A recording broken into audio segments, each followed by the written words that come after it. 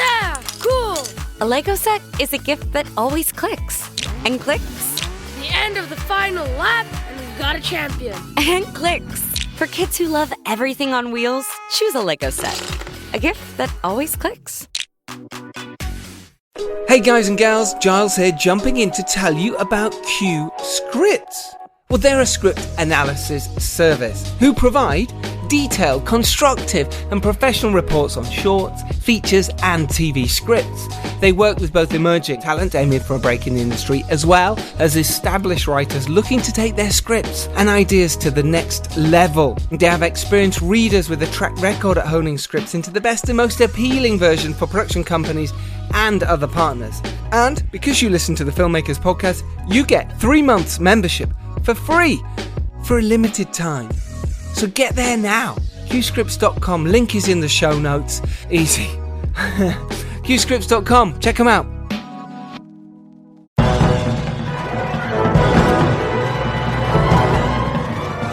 Hello and welcome to episode 312 of the Filmmakers Podcast. This is a podcast where we talk filmmaking, from indie film to studio films and everything in between. How to get them made, how to make them, and how to try not to royally F them up. In our very, very humble opinion. I'm Giles Alderson. And I'm Dom Lenoir. And today we have a special guest. He is a regular host on the podcast. He's also an amazing guy. And he's made a film called Prancer, A Christmas Tale, which we absolutely loved. And we love Phil for making it. Ladies and gentlemen, welcome to the Filmmakers Podcast again. Phil Hawkins! Yay! It's kind of weird being a guest. I feel like I really like to join in on the intro, but I'm not allowed. No, as a guest. Vetoed. Oh, it's Christmas. It's Christmas. So Christmassy. How are we feeling? So Christmassy. Well, you guys are probably feeling amazing from, watching my movie and then going to the Christmas lights switch on. Like, you've had the most Christmas day ever. Yeah. It was actually as Christmassy. I watched the movie and then went straight to the lights, and it was snowing. Oh, right. I mean, it was just so. It was. I couldn't even have planned it to be that Christmassy. Phil, honestly, it snowed, Phil. It actually, when we're there, like, I haven't seen snow like that. It was like film snow. It's like your snow from Prancer, A Christmas Tale. It honestly was beautiful. As we were recording the intro for your episode, and then it started snowing on us. Production value. I love it. I absolutely love it. Thank you, guys. Thank Pleasure. you. I mean, it doesn't really beat the amazing intro of the last episode. No. It was just crazy, brilliant. right? A brilliant episode. Podgun. And a brilliant intro. Just, Podgun Mavericks. I thought you guys were. That's if you haven't seen it yet, we made a video, myself and Dom Lenoir. We went to an airfield because last week's episode was with Joseph Kosinski, Top Gun director, and we made a little fun video mocking the beginning of Top Gun. Not mocking, more like a sort of a jovial tribute. A jovial tribute. It was great, honestly. It And was really we've good. had nearly 50,000 views. Yes.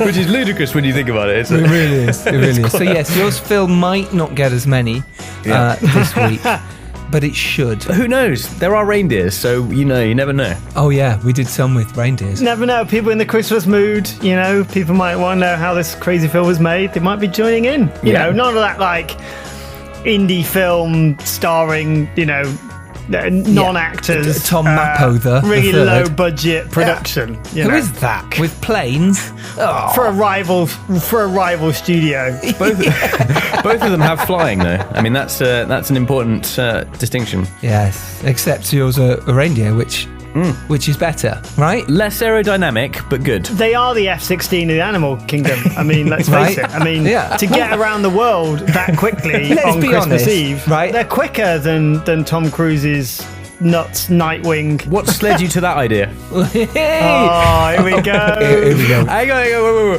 wait. I'm gonna just call you up on this, Phil. Before you chastise me for puns, there was a few very cheeky puns in your film that did not go unnoticed. So is this when you were messaging me as watching it? Yeah. Go have the puns. Go have the puns. Would you rather, though? This is interesting. Would you rather fly a plane, one of Tom Cruise's plane. What were they? MiG, whatever they were. Yeah, F-16. F-16, or would you rather... MiGs are the Russians, the enemies. Fly a reindeer. Fly a reindeer. Right? How cool is that? Yeah. So you're at some event somewhere, you're winning a BAFTA, and you've got a speech to make. Would you rather say, hey, ladies and gentlemen, boys and girls, I actually flew on a reindeer, right? Well, it's a different season because, Tom landed in a helicopter in Cannes and did the whole fighter jet thing. So you need to land in a reindeer.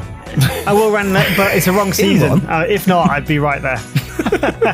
We need to not descend into the Xmas special. Yes, it's true. Which is coming up in a couple of weeks for you. We are doing Christmas special with all the hosts, but yes, let's not descend into that.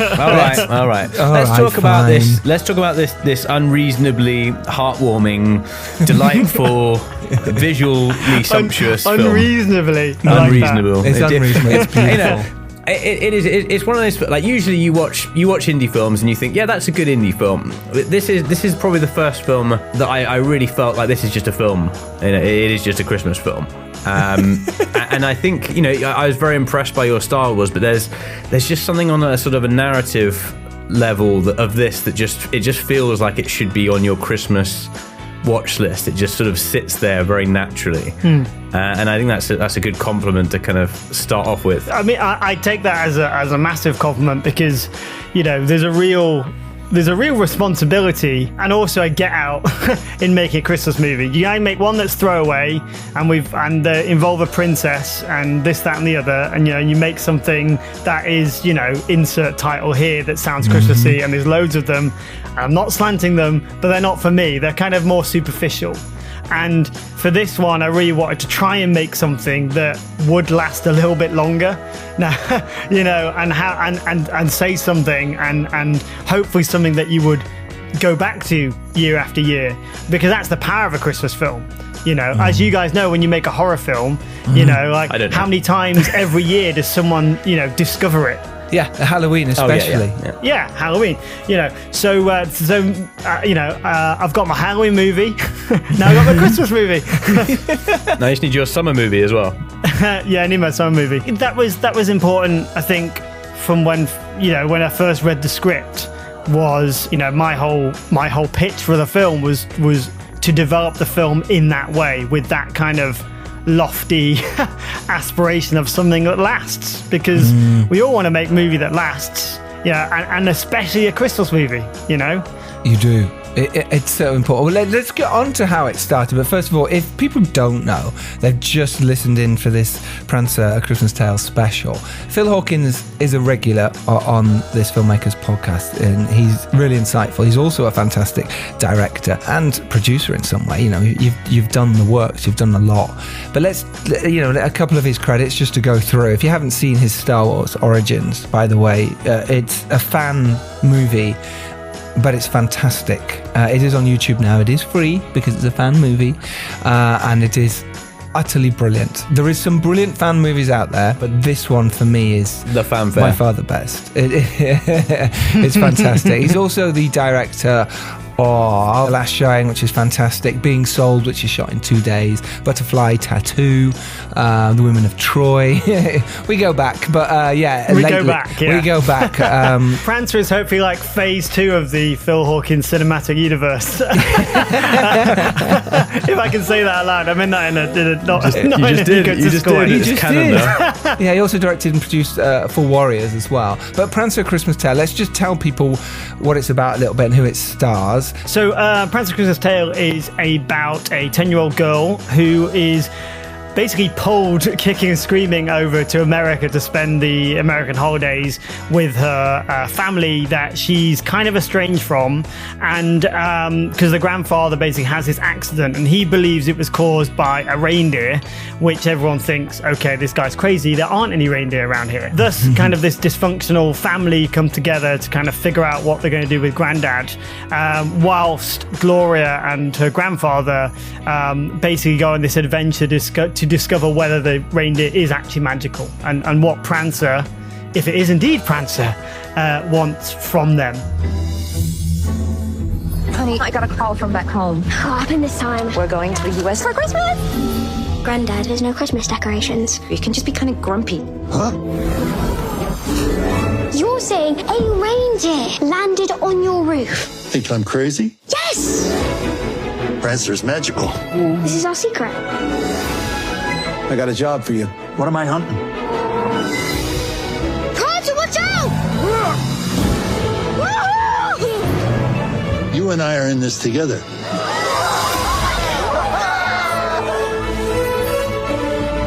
All of us here together feels like home.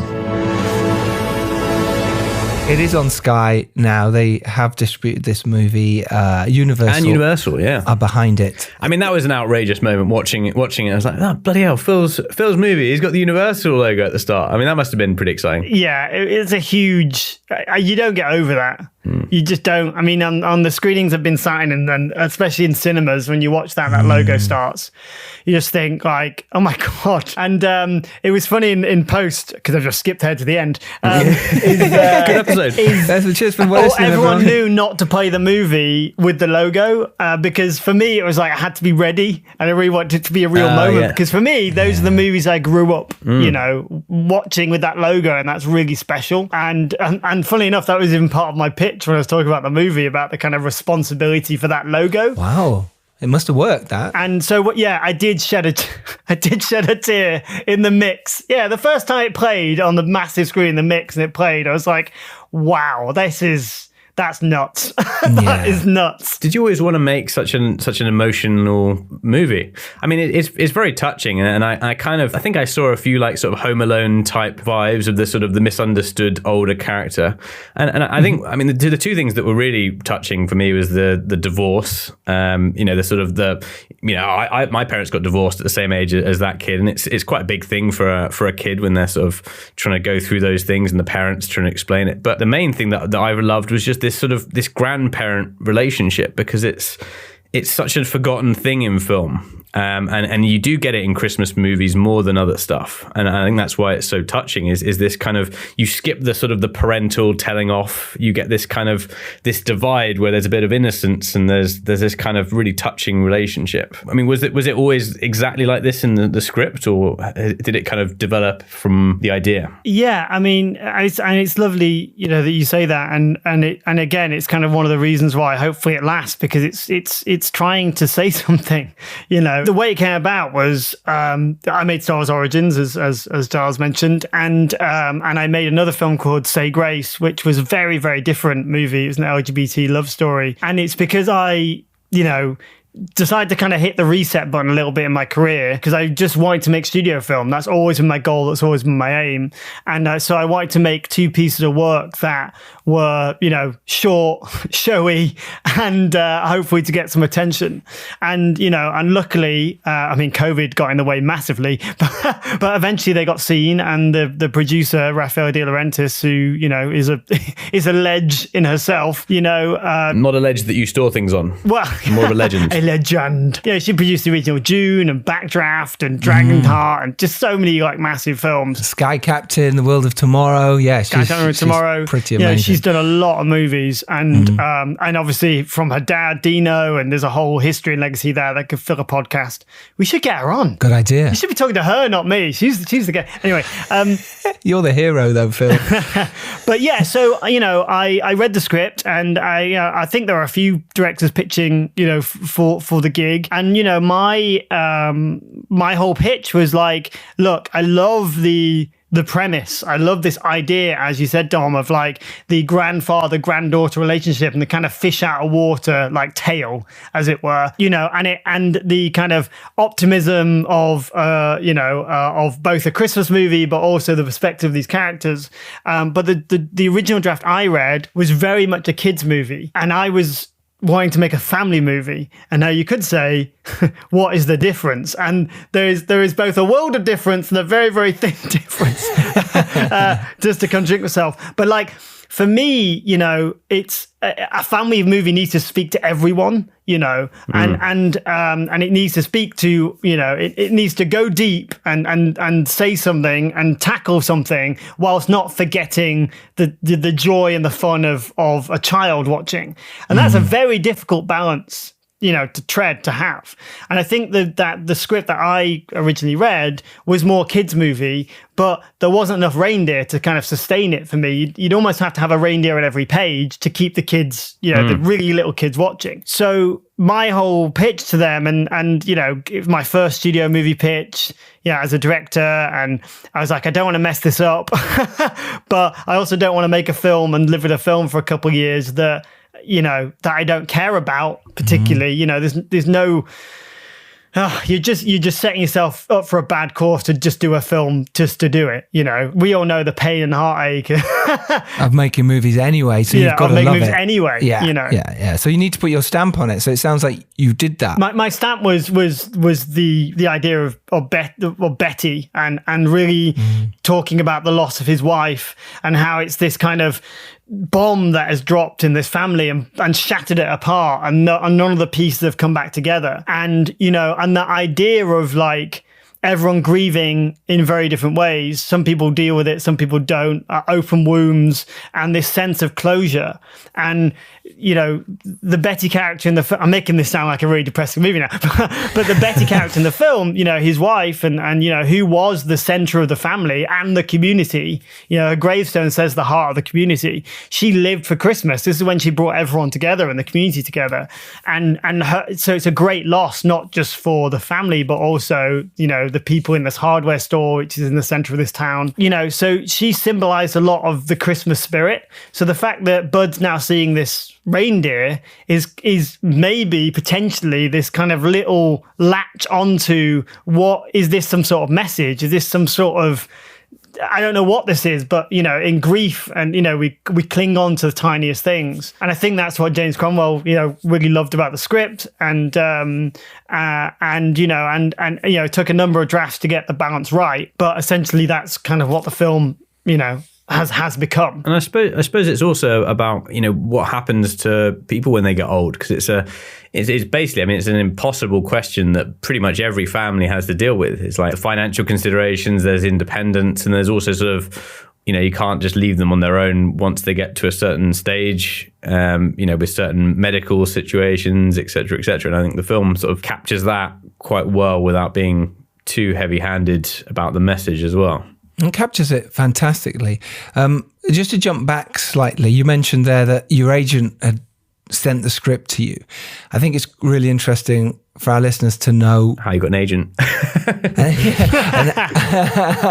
and how you then said you're going to be part of that, and maybe why you got picked to be in the room. Because you mentioned about Star Wars Origins, you mentioned about your other film as well. But how do you think you got in the room? How do you think your agent went, okay, and this is for you, and why a Christmas movie? I suppose it's just that little nugget that'd be really interesting, because people want to know how to get in the room and pitch to Universal, and you did it. So talk us about that. It was kind of a bit of a lightning in the bottle moment, if I have to, which, is everyone says, everyone has a very different way of breaking in. I'm using air quotes because, what is breaking in? But that's a whole other discussion. But there was a good friend of mine, an Italian line producer called Stefano, who came out to Origins, and I was going to do a movie with him a very long time ago in Morocco, which is how I ended up shooting Origins in Morocco. And he knew the De Laurentiis' eye, whatever the plural of that is. Yeah. And sadly, Raffaella's mother-in-law, Martha De Laurentiis, passed away just before we were filming, actually. She was, and I met with her because she'd seen Origins and kind of, I think, just wanted to meet this crazy filmmaker who's gone out and made this film, and Stefano said I was worth meeting. And then I think in conversations obviously between Raffaella and Martha, knowing this film that was coming up, they had a chat about me and the fact she met me, and then I met Raffaella, read the script, and I kind of sort of pitched to her really kind of through email first, really, about this is what I love, this is what I think, and it was a blurb, a big long stream of consciousness that was kind of edited down for the studio in a kind of bite-sized way. And then, I had basically my kind of Zoom interview really with them, and, the heads of the division, and with Raffaella and, stuff, and just talk through, what I thought. And also, the head of the division was sat having lunch, and then they were actually talking about Origins when this whole thing came up. And again, Martha was on the lot, and she was like, "Oh, I just met this guy in London. Like, yeah, you should meet him." So it was kind of coming at all sides, really. And it was, again, that's why it's kind of lighting the bottle. Yeah, so make yourself a really, really massive blockbuster short, and then sort of spam it around everywhere, and then a studio will pick you up. And someone will pick you up. Yeah, someone will say something. But I mean, it's a hard one, because obviously you can't emulate that success. But what it shows is that if you make something and put yourself out there, like, it doesn't have to be as crazy as a Star Wars fan film, but it's like if you put yourself out there and talk to enough people, and hopefully the world will align, and it took a long time, it took a long time from the film coming out, and obviously COVID was a massive, part of that, and it was funny because, as we all know, we go through like these peaks and troughs of what we deem our own success, up and down, and I was kind of felt like I was riding high when Origins came out, and, because I sat down, I went and met Amblin, for God's sake. I was like, Mecca, Yeah, you met the Mecca. Yeah, Amblin. Yeah, and it shut down. The COVID shut everything down, and then there was just nothing for ages, and it was like, God, have I lost the momentum? Has it gone? And then this opportunity came along, and then grabbed it with both hands. And look, I love Christmas. I love a Christmas movie, but a certain type of Christmas movie. And I could then try and channel some of my other favorite movies kind of into this one as well. And and then that's kind of how it all came about. But I guess it sounds like as well, when you did get the opportunity to meet these people, you didn't sort of charge in and say, I want to make a movie. You opened up a dialogue. Is that kind of correct? And you were more discussing ideas and sort of common interests, rather than like, I'm a director, I want you to fund my movie sort of approach. Is that? Yeah, I mean that's probably one of the. I mean, it's also complicated, but that's the sort of the advantageous thing about making a studio film is like, you're not chasing the finance, you're not pitching to to investors, you're pitching to studio heads. They already have a sort of idea in their mind of what this film is and how they think they can sell it and what kind of film it should be. And it's like, are you going to get in line with that and not take it too far off track, but also try and do something interesting, with it. That's interesting you say not too far off track. And I think that is quite fascinating, I think, as filmmakers. And that fine line when you are pitching, you are there in front of a studio, a job you love to have, you know what I mean? It's like, look, and you certainly want to be in the mix, whether that's the film you want to make. You want them to like you, and you want them to know that you're a clever, intelligent person who could make a film for them. That fine line between saying the wrong thing, like you say, you went down the line of, look, I want to make this more family than child friendly. This is what I'd like to do to it. Now, if they'd gone, no, we want a kids movie. Sorry, no, we want something that isn't, E.T. We want something that's very much more Paws Patrol. You've now lost the job. So you've got that fine line, but you could come back and say, well, it's got universal appeal. Brilliant. but you can also, what you did was put your stamp on it. You already said, you personally went, well, I don't want to make that kind of movie.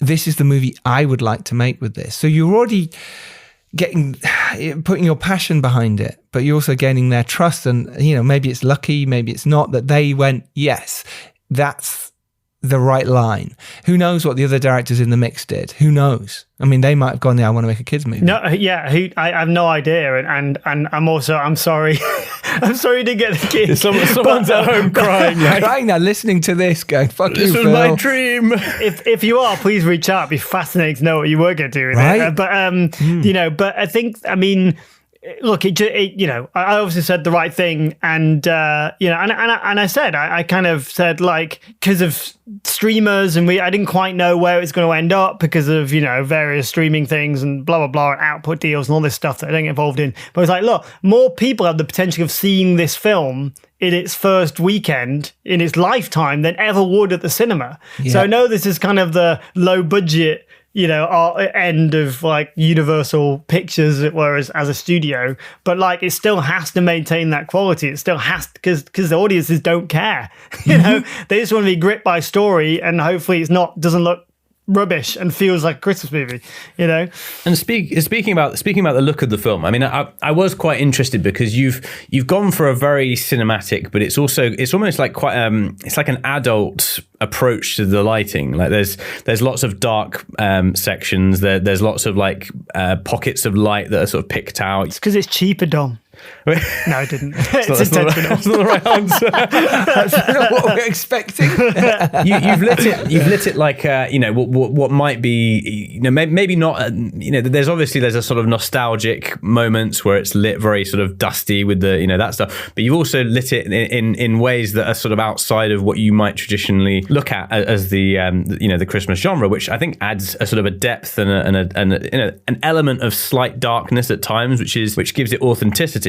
Was that a difficult thing to get the studio to get behind, or was it just all part of the process? I mean, I'd be lying if I said I wasn't nervous about it, because you don't know until everyone's watching the rushes, and you're kind of waiting for that phone call to come to go, Phil, it's too dark. But it never came, and Raphael was a great guardian of that. She was very much a supporter of the vision, and that was wonderful about working with a producer of that experience, that like she was there and present but wasn't there.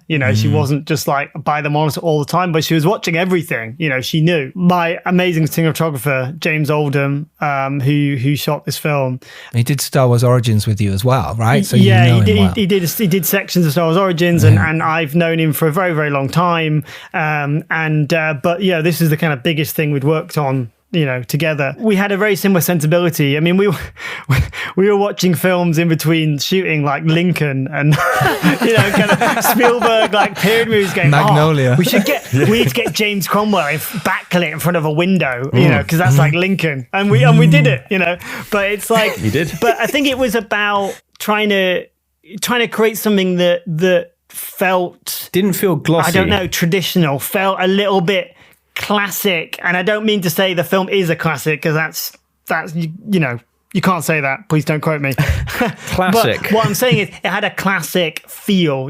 All my references in the movies that I love are, that kind of Spielbergian approach of long continuous masters and developing masters and using blocking, to suggest status and character and all that stuff. And I went to town on this movie because nobody said no. But I think it's just also my taste, I guess. I'm just kind of, yes, it's dark in places, but I think it's for a sense of mood and atmosphere, instead of it feeling very cheap and shiny and digital. Yeah, and, that's it. And trying to break down that look, Yeah, but you have created that. You have created that look. And again, you stuck to your guns.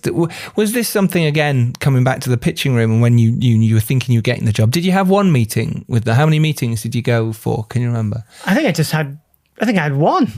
All right, one take wonder over here. I think I had one pitch meeting, and then I got the job on, because I was away. I was in Belarus actually shooting a commercial when I had my call, and then I got home, and then Raphael called me on like Christmas Eve and said, "Hey kid, you got the job." Yeah, and I was like, "Oh my god!"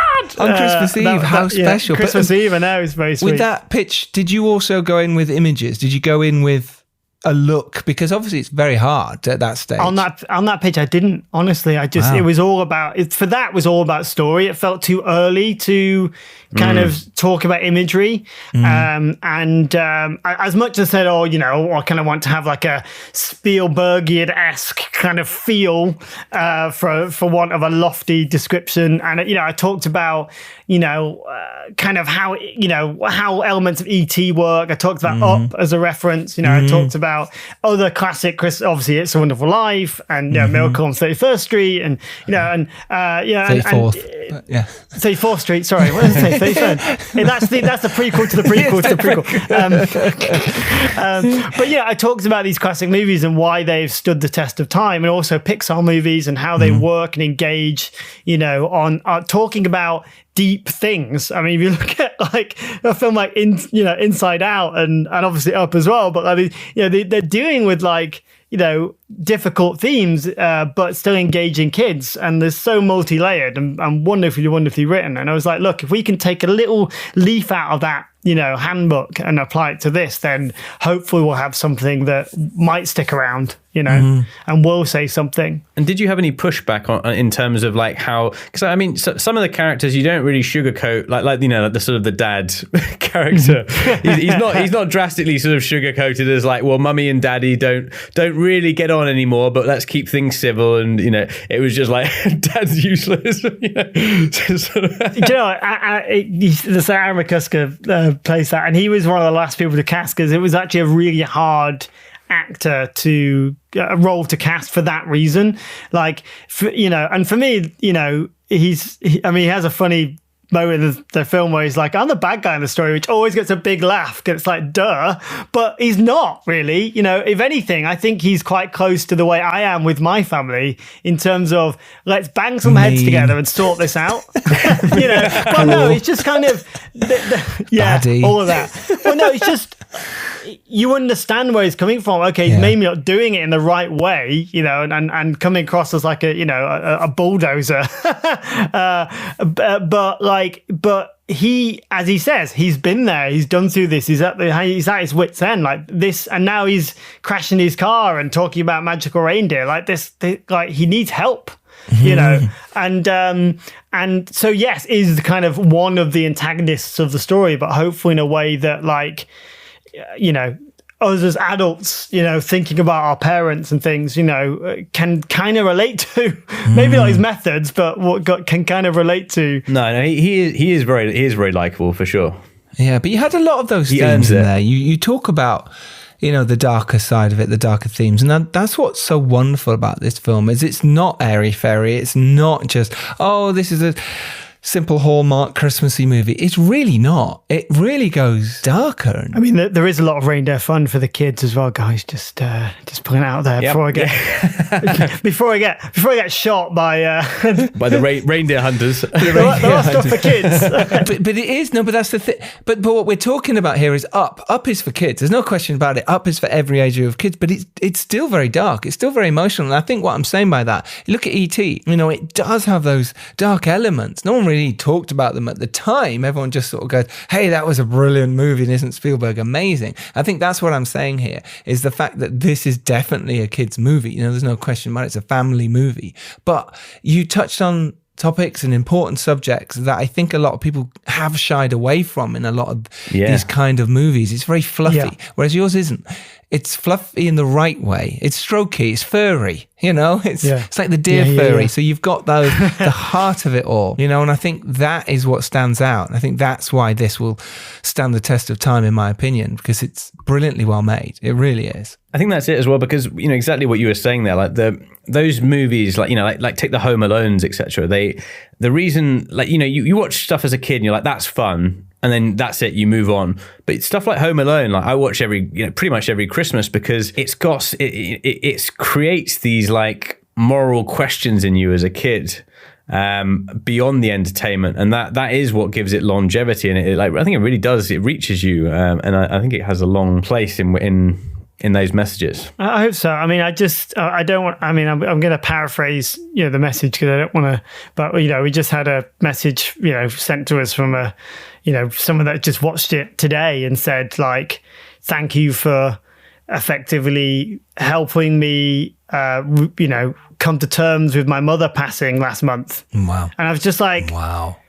I mean, I'm still a bit gobsmacked, but like, isn't that what movies are for? Mm-hmm. No, isn't that why we do it? If I can touch that one person that's just gone, has responded in that way, and sent this lovely, message, then just wow. I mean, that's just so lovely to do from a reindeer Christmas movie. It's like but it's I think what it hopefully does is because it is hopefully optimistic and and has a sentimentality that is full of innocence and wonder, because even with the kind of grumpy granddad, he's kind of reawakened a sense of the childhood spirit, and so then I feel that hopefully the kind of more challenging themes probably hit you harder because of that reason. It's the same way that having,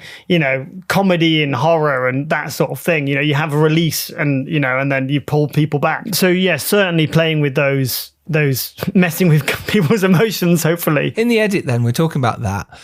Was there any pushback? Again, Dom's touched on this earlier with when you were on set with the colour and the light and mood.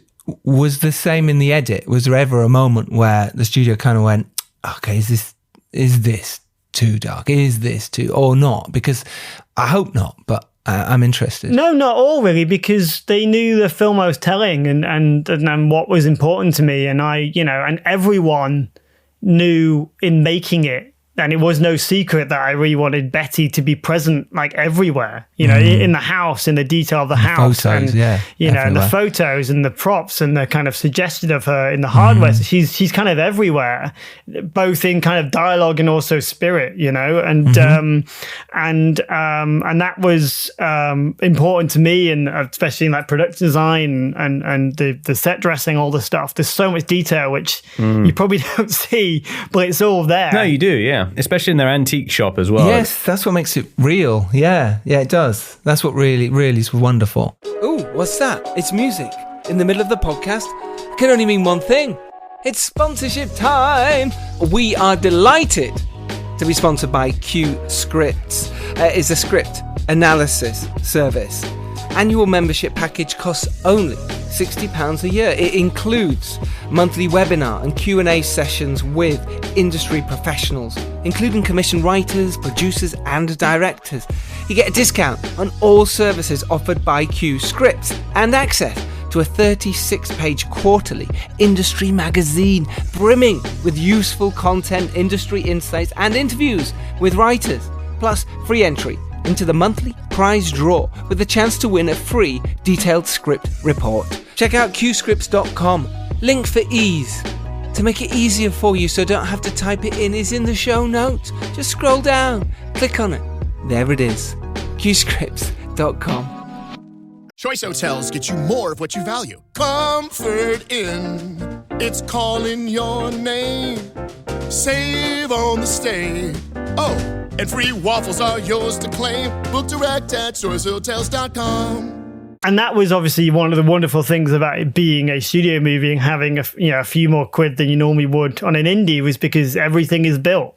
There aren't any, Vermont style, houses in Romania, which is where we shot it. That house exterior in the workshop and everything, their builds, the house is a set, the street is a set, a backlot set, at Castell. So the whole thing is built, from the ground up. And that allows you to have opportunity to block it in certain ways, because obviously I've got some oners and things, so you could design rooms based on that stuff, and also in terms of the detail of the way it felt, the whole street and the hardware store and the house, I really wanted to have a feeling like it's been there forever, because again it breaks down that whole feeling of the digital superficiality of a Christmas film, when it's actually something that feels like it exists. So talking a little bit about blocking, how do you work with a reindeer? You don't, basically. I mean, what's CGI? What's actual reindeer like? Because it is an important question. It is, but what I like about that, Dom, is you don't know. Because I saw an early cut of this movie when there wasn't a lot of reindeer in there. Okay, so what I love about that is you're asked the question, which means that reindeer looked, and it did, because I've watched it now since, and it does look incredible. There's no question about it. The CGI team have done a great job. Was there no reindeer at all? No, yeah, there was. It's mainly all real reindeer. Okay, right, okay. There's a few cheeky bits. And I'll public thanks to Giles for watching it, early on. Actually, will I get shot for saying this? I don't know. Send the reindeer hunters after him. You two have watched all my films at an early stage. Yeah, we do this, and there's a film, and God, everyone, it's you've got to show it to your chums, especially in the very short turnaround I had to make the film. And actually, hats off to Giles, because one of your notes, was in of like, I'm not quite sure where we are intercutting between, London and Brightridge, and maybe we should do some titles to say how long it is till Christmas. I think that was your note, and they're in the movie. That was a great idea. So thank you. I forgot the question. Oh, the block. Oh, how do you do it with the reindeers? No, again, I think that's probably one of the craziest things, people, again, I think even those who were getting into shooting it, the studio, I think, just assumed I was going to do it all CG. Even speaking, to other people involved, like visual effects, they were quoting the whole movies to be a CG animal. And I'm like, that's not my movie. That again, if you want to take someone out of a movie, have some bad CGI cartoony reindeer. And look, and as much money as you have, and you could have ILM, and you can have like amazing thing, you would still know it wasn't a real reindeer. As beautiful as that is. So the tricks were, we had a real reindeer who was trained in inverted commas, because you can't really train a reindeer, for months. I mean, he seemed pretty good. Yeah. A lot of that is the magic of editing and a lot of patience. And also, dealing with how the reindeer was that day. Like Ellen, the reindeer. No, you laugh, right? You laugh, but this was, don't make films with children and animals. Why isn't my latte here? Yeah, but you're missing out on all the. Hey, catch her at the wrong time of day. She was really calm, really mellow. Catch her other times of day was just very curious, or just basically couldn't be bothered. She was just I joked with Jamie and Darcy. The reindeers, two leads of the film. Yeah, no, that was Rudolph. Who were number 1 and 2 of the call sheet, and I was like, look, when the reindeer's on set, you might as well add a 0, because all our attention is on this animal for those moments. Yes. And you have and I actually prevised all the reindeer sequences, mainly because visual effects wanted to budget it, in case it became that thing. But I was absolutely adamant that we were only going to use CG when we just had to, when it was physically impossible. There's some shots of following the reindeer on the snowmobile through the woods. You couldn't do that because she'd be petrified. She was absolutely petrified, like drones and things like that. Or B, you just lose her in the woods. How are you gonna think? Yeah. So a lot of her training was just getting her used to people, because she wasn't like a TV film animal. She came out of a paddock, and she was beautiful, and she came up to me and fed out my hand, and was trying to impress the director, and as all good actors should. Yeah. Has she seen the movie? I hope so. Let me imagine it. You need to have a reindeer screening. Sorry. Reindeers just sit in her paddock like that with my phone. So veteran animal handler, worked with her for months, getting her used to people, because obviously our end of the film is she's with crowds of people, and some of that is clever editing in terms of crowd duplication. Some of it is she's actually just there, getting her used to camera, because reindeer aren't really used to walking in stores and being in back rooms of stores, and their antlers are bloody huge, and stuff. So, and there's a safety thing there as well. So we had a real reindeer, we had a puppet reindeer, which I used a bunch, and then we had a CG reindeer. And my rules for the CG was we're only going to use the CG when we are a certain percentage on the screen. So I never wanted this kind of mid-range of we're mid-shot, but that's going to be CG. It's if we're mid-shot or close, then we're real. It has to be real, no matter what. And if we're wide and far away, then usually we're backlit, because it helps the CG, it beds it in more, and it obviously is mysterious and adds up to it, and use it in that way. And one of the most complicated sequences in the film is the moment when Darcy, the Gloria character, is taking the lights off the reindeer's antlers, because that's a whole mix of tricks. Because there's everything in that sequence, all in one, because you couldn't ever have the lights on the antlers, because the antlers are very, very sensitive. And also, just to maybe blow your mind on, or people watching, all of the antlers in that entire movie are CG. They're not her real antlers. They're just, every single antler is CG. So actually, when you see her, she is a CG shot, but only her antlers. Oh, because her antlers were beautiful little dainty things. Oh, yeah. Because female reindeers just have small ones, don't they? Yeah. And I wanted her to feel a bit more majestic. and magical. So we added CG reindeers, and they've got little curls on them that feel a little bit more kind of magical, very subtle, but it's kind of there. So so a lot of visual effects shots, but hopefully you don't notice. It's just add to character. And the last layer of that is sound, Oh yes, I've been practicing my reindeer sound. I'll buy that. I need to recording good for the sequel. Yeah. So we hired a legend called Frank Welker, who he was the original Transformers, original Scooby-Doo. He's the voice of Sven in Frozen, so you could say Sven's in my film. To do sessions with us to get that sound right, and then I had a painstaking.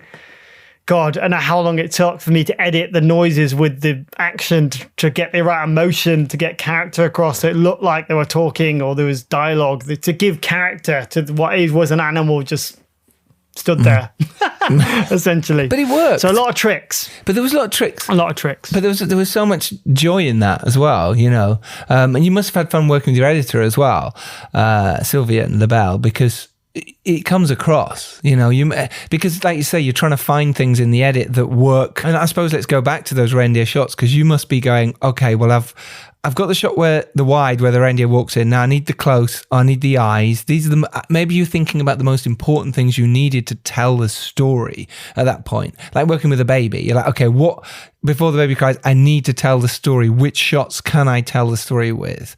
Is that what you were thinking most of the time with the reindeer? Then when you got lucky, you were like, oh my God, look at that lucky shot. Or when you didn't, you went, how do I piece this together? Yeah, and I had all of them on the film, you can imagine. I mean, had wonderful moments where she just sort of did and blocked and moved and was hungry enough to kind of be interested in stuff and moved exactly where you needed to do. And you're just thinking, holy, this is wonderful. I did reshoot a scene or half of a scene at the end of production because I didn't get it. Like the reindeer from a character or perspective or the story perspective was doing something that wasn't correct. Like in the midst of everything, it was one of my busiest days and a big day. We're in this kind of national park and big lighting setups in the woods and all this stuff. And I got shot some beautiful stuff of like Ellen, who Prancer, nudging Gloria, and they're having this lovely interaction. I was shooting and go, oh my God, this is amazing. They feel like they're really, but it was kind of wrong for that moment in the story. And I walked away and it was Raffaella who said, to her credit, that like, Phil, I don't think you got that. I was like, what do you mean? Of course I've got it. Of course I've got it. And then walked away. I was like, I didn't get it. So we basically went behind the studio and put some snow on some trees and shot, a slightly different section. And both locations are in that scene, but you just can't tell. What was the reaction that you were after from the reindeer that you couldn't get? And how did you get the performance from it? Well, again, it was she was being too kind of interactive and nuzzling, and it was too kind of playful for the moment when she needed to be a bit more stoic and stuff, and it was a little bit distracting for that moment in the story, So, and then beautiful moments of like when she's running past the lights on the street. That was my amazing grip, who we laid a big rail. I was like, lay a rail as long as you possibly can down this street because I've no idea what she's going to do. And we've got all these lighting cues going on. So just let's follow her. And usually she's just a little trot and follows the hand. The handlers, you're either painting the handler out or he's just out of the frame, because she's following the handler. And he just started running. And like the grip, because amazing grip, like just saw it and went for it and matched her speed perfectly. Wow. And I was just the monitor going, oh my God. That is magic. She's running. Oh my God. And it was magic. And again, really not CG, and it was a beautiful moment where you're like, wow, it kind of, the hindsight to set the rail as long as possible and, to put that little bit more time in. Because, to do that and then, because we would have run out of rail if for the shot I thought it was going to be. So, yeah, it's kind of prepared for the unexpected, really, with animals, I suppose. I remember when we were doing Arthur and Merlin, and maybe it was the same with you for Warriors, when we were doing horse work, was just frightening. But it was also like, what will happen? What is going to happen? And having to have that concentration of actors being on them as well, getting the cameras absolutely set before anything moves, just took so long. These are trained horses. So I'd imagine when you've got a reindeer that isn't, like you say, isn't trained at all. deer. It must be so difficult. But you had actors interacting with them. Shout outs to some. Your cast are fantastic, by the way, and shout outs to Joseph Milson and Sarah Jane Potts, who we know, but also Darcy, wonderful, who played your lead young girl of Gloria, and her having to interact with a real reindeer and a reindeer that isn't there. How did you get that brilliant performance? What did you do? How did you talk to her so that she felt comfortable and safe? I mean, the reindeer is just a case of, that's really the ground that's been set. The groundwork's been set by a veteran animal handler who's got used to people and then slowly introduced the people like myself. I'd always go and feed her and have a chat with her and just, sit down. I talked to her all the time. The reindeer, the reindeer. No, I did, honestly, because not Darcy. The more she got, because I was always on set, and even when it was a reindeer, it was a closed set, right? So it was usually only me and James DP or whoever on set doing it. So she had to be very used to me, especially because I'm going out sort of pointing and doing my flappy director hands around her. I love doing that. But yeah, so the same with Darcy, getting used to her, because Darcy wasn't afraid of her. She doesn't have. It's not as if you're trying to get. I had it on commercials where you cast a kid and there's a dog in a scene and you realise the kid is afraid of dogs. You're like, oh my god! Well, yes. Why do we cast you? Yeah, but yeah, so that side of it was relatively easy, really, because again, it was just creating a sort of safe space, for the reindeer that felt relaxed. No loud voices, no radios, nothing too loud or noisy that make her react. The kind of funny story is she was coming out of the workshop one night, and as her doppelganger puppet was being wheeled past her at the same time, and she's quite a sort of calm, placid animal. She took one look at this puppet and went nuts. She impaled that thing. Wow. She attacked it. She really, and this is like an expensive puppet that we have one of them, Oh, no. And she attacked that thing like a not, and all the crew that maybe, a week earlier were like, oh, I need to get a selfie of the reindeer, were suddenly like, nah, you're right. Don't, no, it's fine. I have to be on set. I'm not going near that thing. Because, and there's a moment in the film where she gets a box stuck in her antlers, and because I wanted her knocking the box down, and she flings that thing across the room, and that's a beautiful moment that you just set up ready for. That then you go, okay, well, that's in the movie, and now need to kind of find all the pieces to make sure that's in the movie. So it's a lovely challenge, and I'm very proud of what the whole team really is. Editing, animal handlers, shooting, it's to make that performance work, because it is a performance. Did you do any rehearsals with did you have time for rehearsal with James Cromwell, and did you have any time with the other actors in terms of practicing stuff in advance, or do you just have conversations really? I'm not much of a sit down and have a table read kind of thing. James Cromwell is James Cromwell. we had a chat about tone, about character, very much talked about Betty, working with animals. Obviously Babe, Oscar nominated for Babe, he's worked with animals way more than I have, so he totally understood the patience and totally understood the laser sharp focus of waiting for the animal to do one thing and just go, okay, reset. And they'd be mid-dialogue, no, reset. Okay, they'd step back and step back into it. You're trying to get that moment where they step in, the animal reacts to it. And you do that 5, 6, 7, 8, 9 times. And then you're just waiting. And then the scene can continue, because you've got that moment. So there's and there's also pressure on an actor. Don't fluff your lines around the reindeer, because, you might not get another shot of the reindeer and all that stuff. So, but he was very prepared for that and was well up for the challenge. And, as a vegan and activist of animal rights and all this stuff like that, he obviously has a laser guided focus on how the animal was being treated and how, I'm vegetarian. And I very much, I love all animals, but especially on set, I'm like, gotta look after them. No reindeers were harmed in the making of this motion picture. 100% weren't harmed at all, and she had hopefully a lovely time. Yeah, well, that's it, isn't it? That's what you hope for. Because it's true, we're just making a movie at the end of the day, you know. We're asking them, you know, we're sort of doing something. Why am I doing that? You know what I mean? I don't want to go up and down this street again. Just say, what's this thing following me? Yeah, a lot of one-take wonders. Yes, I imagine. And let's talk about those oners, because we've talked about oners on the podcast a lot. We both like them. A moving master, the Spielberg thing we like, and you've got quite a lot in this movie, and it's fabulous.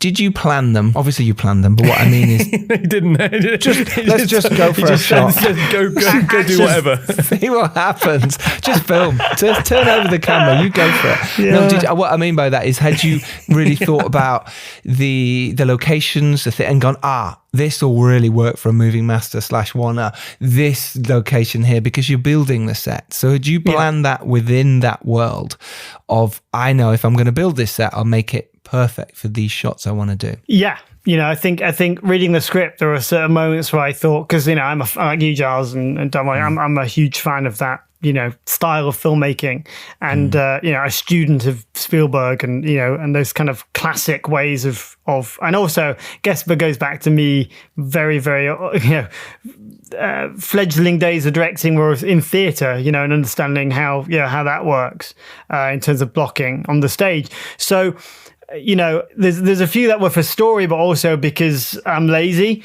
and I'd rather do a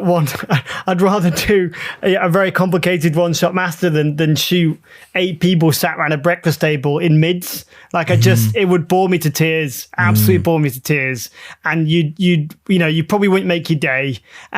That's the thing, and that's interesting. When people are up against it on an indie film, sometimes you do your best work because you've got to think outside the box. You planned all these, like you say, mid shots with everyone, but suddenly you go, no, we've got 5 minutes, we're losing the light, what are you going to do? Suddenly you create maybe your best shot of the whole movie, because you're like, I'm going to go from there, you're going to turn into this shot, and the angle, then the camera's going to turn, and suddenly you've got the whole scene in a moving master oner. And it's actually just as good, if not more interesting, than cutting away to a hand going through a comb. Yeah, I mean, I think, and I mean, these were very much, I very much planned these in advance because I wanted the actors to be very aware of lines, and, you know, and knowing that, you know, there were going to be oners, so they weren't just, you know, it wasn't just pounced on them the day. It's like, hey, do you know there's 7 pages of like a two-hander between that are quite emotional, you know, and difficult in terms of status and all this stuff between you and your son. Jamie, could you just do it all in one? And you're like, you'd just be like, no. Or thanks for the warning, you know. But I'm like, what, you don't know your lines? Of course it's a oner. Well, no, I mean, of course, no. But, you know, there was a few. So, I mean, there's a whole bunch of the film, but there's 3 in general. So there's the kitchen scene at the very beginning, which for me was about bringing a sense of reality and grounded feel to this family. And I felt like I wanted movement and motion and reality, like especially at breakfast when everyone sat down. How many times are you actually at a family kind of breakfast where everyone sat down at the exact same time and no one's getting up doing anything, you know? So I really wanted to give a sense of life and energy to that. And also had all the young actors on that scene as well. And I didn't want their performances to be stilted. And, you know, and it's one of those where I get my amazing grip that set up that shot I talked about earlier on this, when I was starting to block it and tell him where I need the camera and how I think he'd do it, was like, it's impossible, Phil. Honestly, I think it's impossible. I think you need a cut here. I'm like, well, you know what? If we just get a bit of a Ronin and a bit of a scaff pole and we click it off at this point and then you pass it over to that and and then it becomes this dance. And, you know, as much as it makes the first AD nervous that, you know, you're like, oh my God, you know, how long is this going to take to do this? It's like, well, this is all we've got to do today. And if you get it by lunch, then we're on the advanced schedule. But if you get it by the end of the day, it's all we need to do. And won't it be wonderful? And we did get it by lunch, and we did shot more that we planned to the end of the thing. Then, you know, Paper Moon was a big influence on this film for me, mainly because of that, you know, that was more father-daughter dynamic, obviously, but in terms of amazing young performance. And there's a oner that's very simple, 2-shot rigged to a car down a street where that conversation's happening. And that was really important to me that didn't cut, because that was just a nod to the whole of those car scenes in Paper Moon. And again, it's like, Darcy's absolutely amazing. You know, this 10-year-old girl just toe to toe with this 82-year-old legend of an actor. Yes. You know, and they're both keeping each other on their toes, was just magnetic. So it's like, why am I cutting this? And then, you know, one of the later ones, which, you know, is this scene with James and Aaron, and it's the father-son, you know, conversation where he's asking for his help. And again, two great actors that I really wanted to play with this idea of status and the changing of status within their relationship during this scene, which I felt that if this was them two guys sat down a table, which I think is probably how it's written, it just would have been dull, you know, just went a bit boring. And I thought it was a good opportunity. Now, you know, hilariously, that was one that I did actually have to come up with on the day, because the way I blocked it and the way I'd planned it and had it in my back pocket, because I always do this, and I knew exactly where the camera needed to be. And I was there days before going, okay, it's going to go here.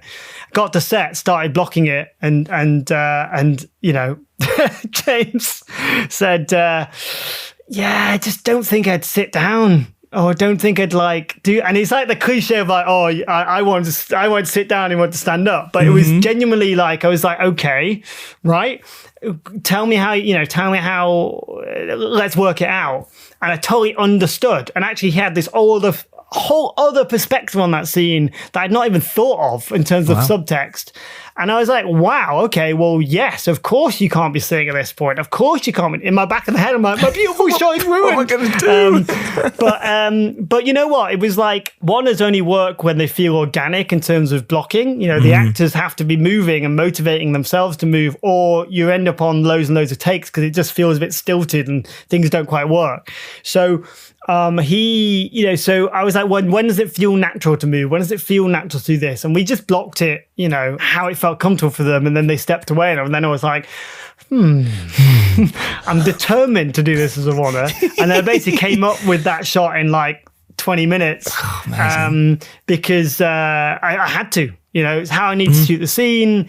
It's how they'd practiced, they'd rehearsed it. You know, they put so much work into that scene flowing to between them. They were rehearsing all the time, you know. That was like, I don't want to just suddenly, you know, drop the ball and be like, well, we'll cut. You know, it felt like we weren't, you know, I was kind of doing them a disservice.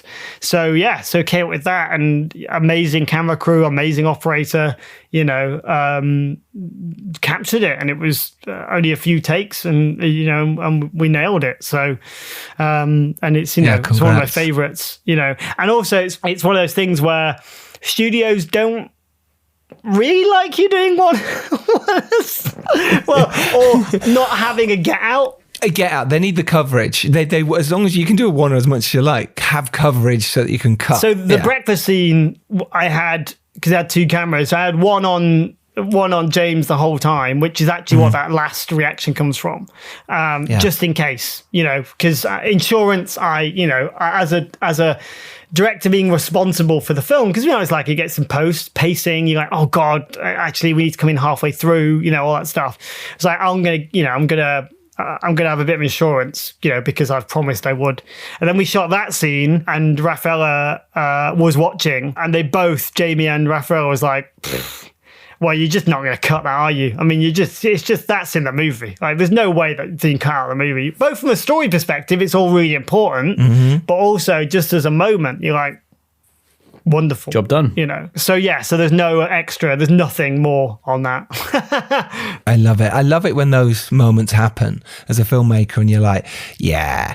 I remember there was a bit on the dare, and me and Andrew Roger planned this shot, and we like want the kid to run all the way up, and I was like, oh, I need an out just in case it's too long. And that's the worry, isn't it, when you're in the edit and you get to the edit, and because it's brilliant on set at the time, you're like, this is amazing. You get to the edit and you go, oh my god, this is slow, because it's the adrenaline, isn't it? It's when you're on set, it all feels exciting, and you're like, you're reacting to the emotions. You've got no connection to the speed of the rest of the film at that time, because it's a full edit. And that shot on the dare, Andy went, don't do another cut, don't do it. I'm so glad I didn't. It actually worked that there wasn't that issue. Did you, on yours, Phil, you know, you got that one, and did you then do a couple of inserts just in case? No.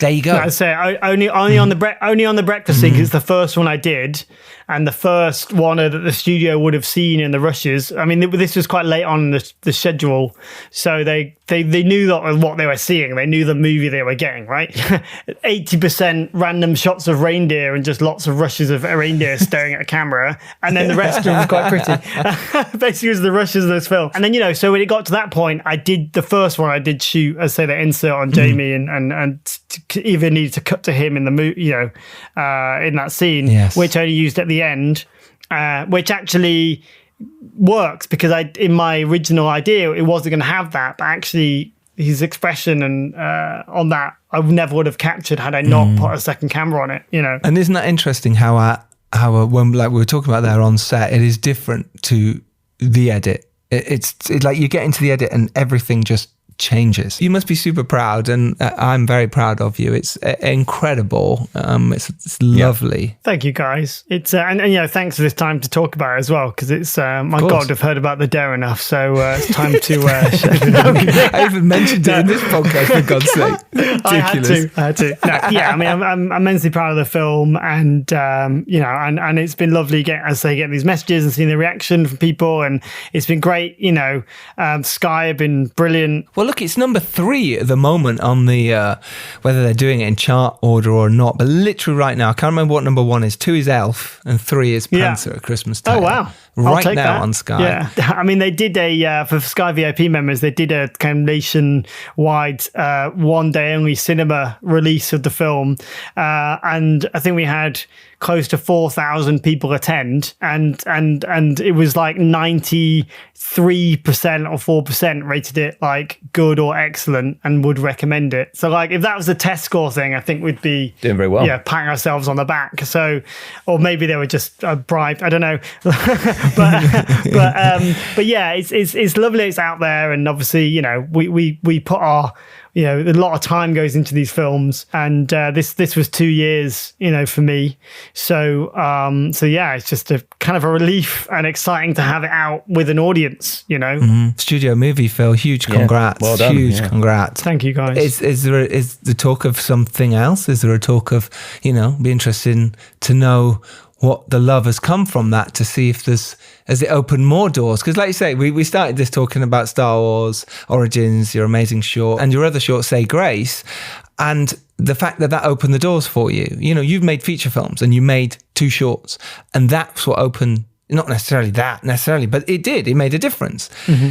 Do you think this is also going to make a difference for you moving forward? Yeah, I think it. I think it. Hard not to. Hopefully. Hopefully it will, and it kind of has in a way. I mean, hopefully my next thing is, and it's not real until you're on set, but the next thing is very exciting, and that's kind of all gearing up at the moment. So fingers crossed. But we've all had our hearts broken. Oh, too many times. All the time. So I'm just trying to get my head down and hope that happens. It's an absolutely wonderful script, and I'm back working with lots of kids. This is it now, Phil. This might be you.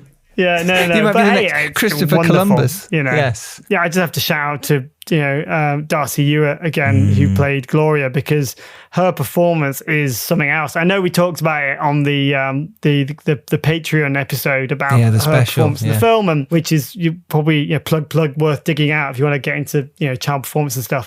I won't repeat myself, but an absolute star, and like hope she didn't get snapped up. Well, I hope she does get snapped up, but she always picks up the phone. Yes, hope she picks up the phone to you. Yeah. We'll put a link to that in the show notes of that little episode we chucked out, because it's fabulous. And I just have one also thing is, like, Sarah Jane Potts, I was a huge fan of Kinky Boots, and I still am. Love that movie. It's great. So the fact that she wanted to do this film and did that and has that performance in the film was just truly such a blessing. So she's a real talent as well. And also, I'd like to give a shout out to the reindeer. And the reindeer, of course. The reindeer, yeah. Who I am the agent of. So if anyone is trying to get hold of a reindeer, What have you learned about yourself during this process? Have you learned anything? Yeah, oh God. Absolutely nothing. Absolutely nothing. I've learned you can do what you want. Yeah, do what you want, and there isn't any coming back. No.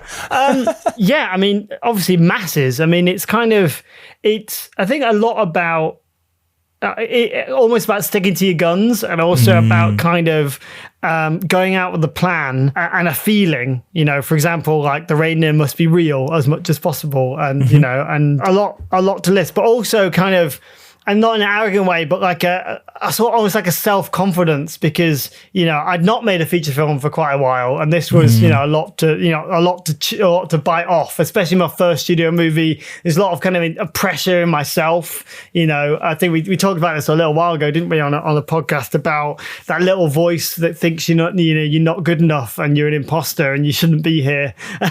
And then, you know, and then you do come up with the crazy ideas, and amazing actors and technician stuff that have been doing it longer than you've been alive go like, oh, that's pretty cool. Oh yeah, I'm into that, and stuff. And then you have a lovely reaction from a film just by, you know, I say, sticking to your guns and your own sensibility of making something. I think that's very, very rewarding as a creative person. So I guess that if that's a good enough answer. Yeah, it's a great answer. Perfect, as always, Phil. You're amazing. Thank you. Prancer: A Christmas Tale is out now on Sky. Go watch it. Is it out in America as well? Yeah, it's out in America, also all digital platforms, and there's even physical in America as well, so you can get a Blu-ray and stuff if you want to keep it around for next year. Of course. But yeah, in the UK, yeah, Sky, it's playing like, it's amazing. I just click on Sky Movies premiere and it's just playing 3 times a day. It's weird, it's bizarre. It's like, oh, it's there on telly. Phil's movie. And obviously on Now TV and stuff. So yeah, it's lovely. It's out there. Huge congrats. Thanks very much, Phil. So there you go. Go watch it, go support, and go give it a lovely review, because that's what we have to do to help each other as well. Please do. Please do. Remember, you can go out there and make your indie film. You can make your studio film. You can make whatever you like. If you're lucky enough to rise up and do well, it is your duty to send the reindeer back down. Dom Lamar, thank you very much for joining us. Thank you very much, Phil. But Phil Hawkins, thanks, Dom. Thank you. You've been amazing. What a wonderful person, and congratulations. Thanks, guys. Appreciate it. Cool. We will see you next Tuesday, because next Tuesday we have on the director of Spirited, the Ryan Reynolds and Will Ferrell movie. The Rival? Hang on. I know. Yeah, I was doing it on live. Phil's still here, Dom. He's still here. Shit. Sean Anders is on. But yeah, watch Prancer: Christmas Tale first. Absolutely. But yes, that is next week for you. And then the Tuesday after, it's pretty much Christmas. So we'll be doing our Christmas special. And it'll take us over into the new year, into 2023, people, where you can go make your film. I really want you to go make your film in 2023. And I hope you've learnt lots from this year as well, but from this podcast especially, Phil. So follow him on Twitter at Phil M Blog, because he's full of insights and amazing stuff on there as well. And do love this podcast and tell your friends about it. Like an orchestra of filmic knowledge, a Phil harmonica. Beautiful. Thank you, Dom. Beautiful. Take care. Bye. Bye.